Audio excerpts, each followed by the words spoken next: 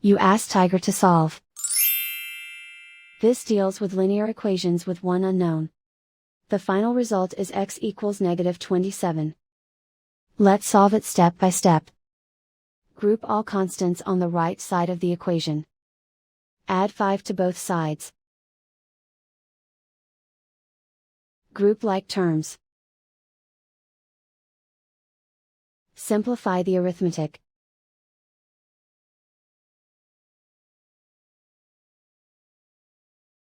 Isolate the x. Multiply both sides by inverse fraction 3 over -2.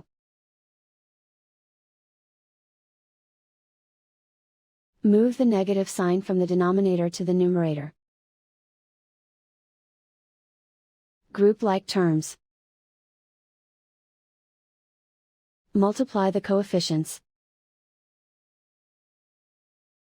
Simplify the arithmetic.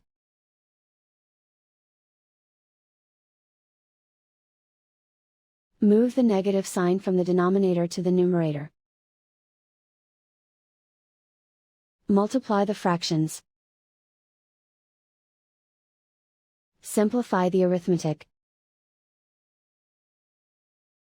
And so the final result is x equals -27.